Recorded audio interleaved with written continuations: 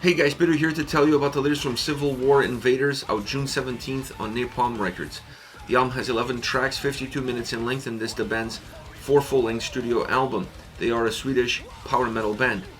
This is a record that lacks a little bit of consistency, a little bit of balance. It's very chaotic because it feels bumpy as you try to navigate all the way through it. It doesn't create a roadmap, it doesn't put forward a connected journey. It's not a fluid, connected, continuous album. It stops and goes with each and every single song. You have to reset your expectations and you have to reconnect with the experience of going through this album. It's a record that's built around 11 singles, so there is strength in that, but the strength of those singles doesn't really permeate and give strength to the collective. It actually forces the listener almost out of the context of the album. You're going to look at this record, you're going to find the songs that you really connect with, and you're going to take them out of the context of the album and you're just going to listen to those songs because you don't really feel like you need anything else. You're going to trim the fat, if you will, and allow you to still get the most out of the record. You're just not going to get the most out of each and every single song because there is no need to have them together in order for the album to have a life of its own.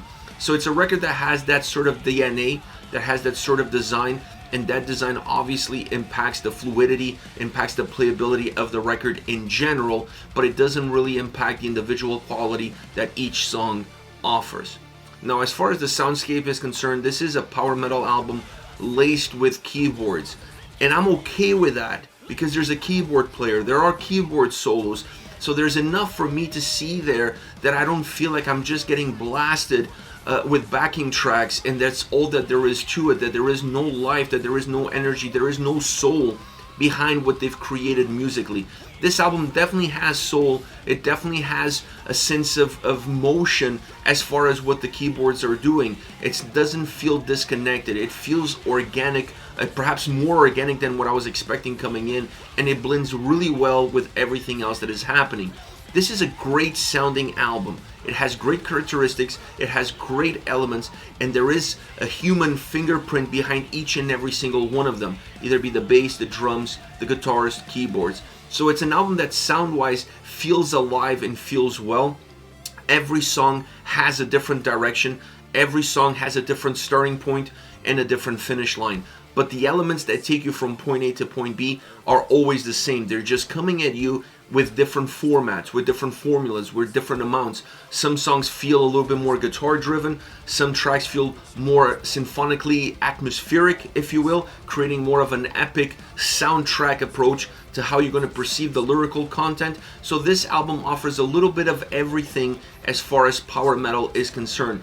But the dynamic between the keyboards and everything else is really important in order to create more of a streamlined approach and not necessarily depend just on one single element to drive the experience, to create the atmosphere and increase the footprint, volume, and substance that the sound has. So really great sound quality that is something that stays balanced throughout the whole record, regardless of what drives the song, regardless of the direction that the individual tracks take. Now, as far as the individual elements, I have to go back to the keyboards because I mentioned the keyboard solos. This record has that beauty to it, and it adds value. If you have the keyboards playing in the background, if they're creating ambiance, and if they're creating melodies, and you have a keyboard player that can actually control the dynamics of its own instrument, adding the keyboard solo is the next logical step. It adds quality to the tracks, it makes the songs feel a little bit more bombastic, and makes the songs feel a little bit more organic. I loved that aspect of it.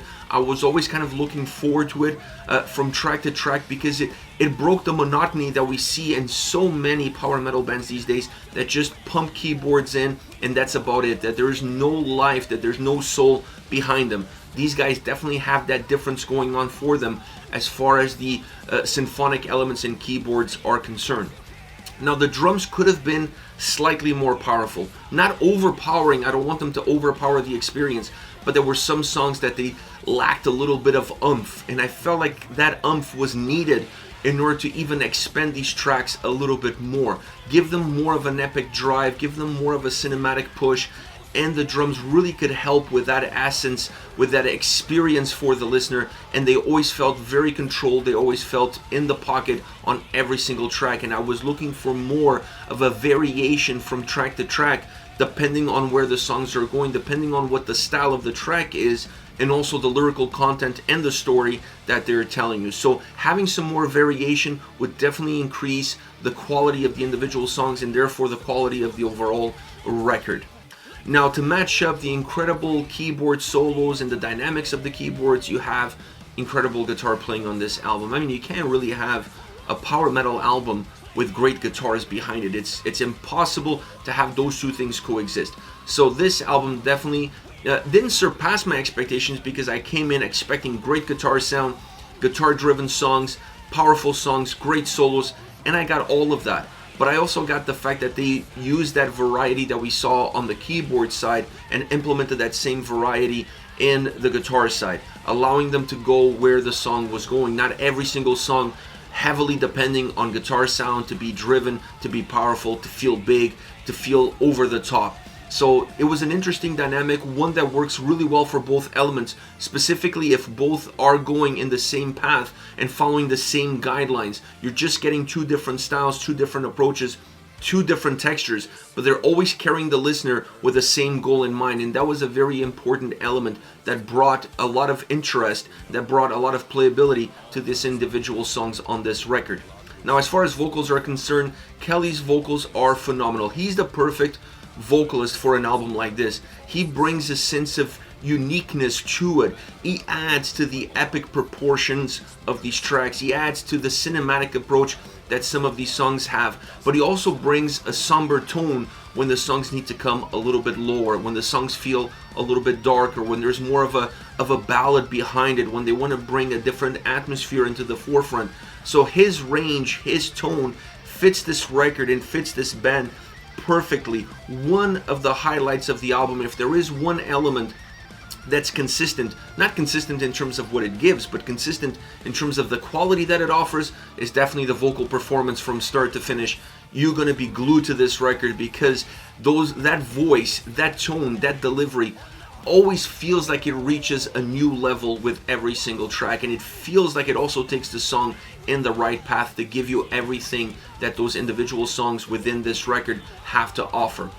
All around, the album has quality. The quality exists in the individual songs, but that quality doesn't really permeate towards the collective. It feels like the album was an afterthought in terms of the songs and the materials that they created. They created these songs almost in a vacuum, at least that's the experience that I got. And then it was time to put them together, not really thinking what was the best way to connect them, or can we change them ever so slightly for the record to have more of a red line all the way through it, more of a sense of continuity. I didn't find that sense of continuity, forcing me into a corner, picking my favorite tracks, taking my favorite tracks out of the album, and those are going to be the ones that I'm going to listen to, and leaving the record a little bit behind in its dust. As far as favorite songs are concerned, I want to start off with Dead Man's Glory. This is the second track on the record. It's melodic, it's epic, it's even folky. It has a little bit of a folky drive, a folky nature to it. Really interesting power metal song, bringing a lot of different power metal elements into the picture. The chorus is monumental. It really jumps out both musically and vocally in terms of the strength that it gives, how big it feels, giving energy to the track, making the song feel a lot more powerful, a lot more energetic. It's really the climax, like the volcano that's erupting. It's been brewing through the verses, but it really erupts when it comes into the chorus. Now, this track has a keyboard solo, it has a guitar solo. The transition between the two, really well done, really spaced out, so you don't feel like you're getting, you're getting too much of a good thing all at the same time. It allows you to digest one, kind of take a little bit of a breather, take a little bit of a break, and then digest the other. Really important in order for the listener to stay connected with the track and get everything with the right amount, at the right time, with the right space in between, so it doesn't overwhelm your senses. It's a great track. It's a track that shines, a well-crafted power metal song that brings a lot of different elements from other power metal genres into one single track. Next you have Andersonville. This is more of a ballad. It's really a somber feeling song. It brings the mood down. It has great atmosphere, and it uses the vocals to navigate you through that atmosphere.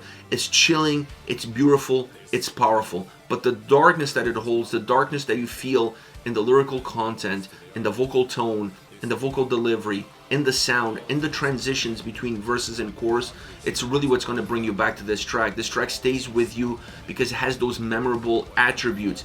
It also breaks from the pack, is a very different song within the context of the record. When you get to this track, there hasn't been anything like it before, and once you walk away from it, there's really nothing like it afterwards. So the fact that it stands out, the fact that it breaks the album in terms of where it was going and how it was making you feel, all adds to the quality, to the attributes that you need to have a song like this. Really interesting track, sounds phenomenal, it feels phenomenal, and the vocals are the guide of your experience from start all the way to the finish line. Next you have Carry On, thick sounding guitar driven song, one of those that you could really rely on the guitarist for the experience to navigate all the way from start to finish. It still uses the keyboards add great melody, they expand the footprint of the track. It really feels like the keyboards are expanding the track while the guitars are creating substance, adding texture, making the song feel more palpable, a little bit thicker in what it has and how it feels. It pushes itself forward, the vocals also help push the song forward. The blending of melodic drive with heaviness becomes the calling card of this track. This is a hybrid. Some moments of this song it feels like you're listening to a ballad, and some moments of this song it feels like you're listening to a power metal banger. But it's never one or the other, it's somewhere in between. And the fact that they created a song that feels more of a hybrid is what makes the song stand out. And this is where you see the quality of the individual song come to life. It's an incredible track, sounds really well put together. It has all the right elements. Like I said, walks that fine line between two different styles, two different approaches, and the band found a home in that in-between space. I wish they had done more songs like this, not taking the pendulum all the way to one end or all the way to the other, rather finding a middle ground where you can create hybrid tracks that jump out, that feel different from everything else that you've heard throughout the entire record. This is it, Civil War with Invaders, out June 17th on Napalm Records. Let me know your thoughts on the band, on the singles. Use the comment section below. I'll be reading those and getting back to you. Take care, guys.